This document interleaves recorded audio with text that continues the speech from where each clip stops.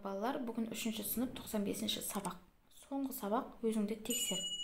Бірінші дәрежеде білу. Теңдеулерді шеш. Бұл жерде теңдеу берілген. Осы күнге дейінгі шығарған теңдеуімізге қарап есептеп шығарамыз. Бірінші жақшан үшін орындап аламыз.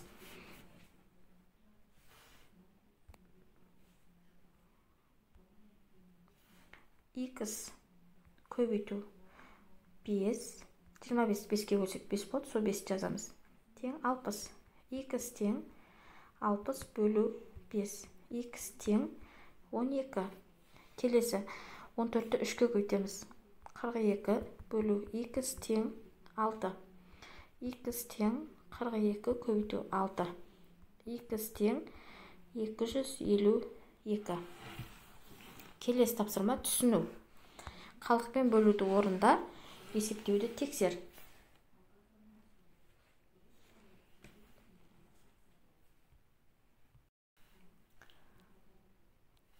29-ды 5-ке бөлеміз. 5, 4 қалдық. 69-ды 8-ге бөлеміз. 8, 5 қалдық. 17-ні 3-ке бөлеміз. 5, 2 қалдық. 30-ды 7-ге бөлеміз. 4, 2 қалдық. Келесі қолдану. Көшіріп жаз. Терімділік қасиетті қолдануға болатын мысалдардың астын қызыл үлестірімділік қасиетті қолдануға болатын мысалдардың астын көк карандашпен сыз. Енді бұл жерде сіздерге көбейту берілген. Бұл жерде теңі 480.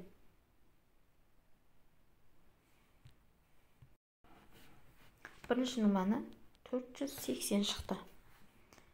480. Екіншінің мәні 160.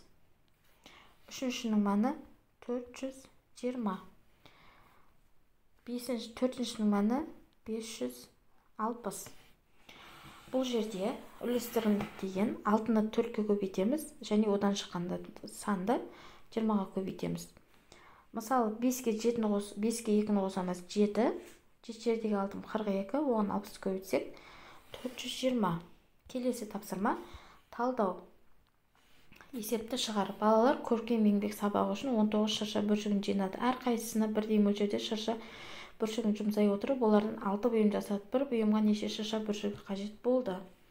Енді барлығы 19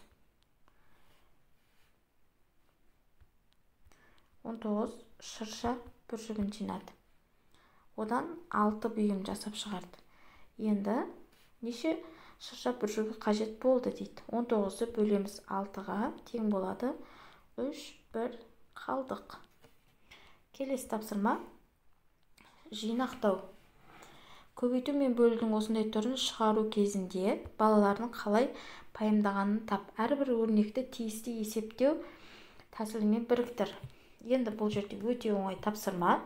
240-ты көбейтеміз 2-ге. Тең болады 480. Келесі 240-ты бөлеміз 2-ге. Тең болады 120. 402-ні көбейтеміз 2-ге. Тең болады 804. 402-ні бөлеміз 2-ге. Тең болады 201. Келесі тапсырма соңғысы қателерді тауып, түзетіп жаз. Бұл жерде сіздерге қате есептер берілген. Соны табуымыз керек. 15-ті 2-ге бөлеміз. 15-ті 2-ге бөлсек 7 бір қалдық болады. Мына жерде 7. 5-ті 2-ге бөлеміз 2 бір қалдық дұрыс. 16-ны 5-ге бөлеміз 3 бір қалдық дұрыс. Және 3-ті бөлеміз 7-ге. Кішкентай санды үлкен санға бөлетін болсақ 0 шығады. Қалдық алдындағы санның өзі шығады. Бүгінгі сабақ балалар осымен аяқталды. Каналға тіркеліп, колокольчикті басып қойуды ұмытпаңыздар. Сау болыңыздар.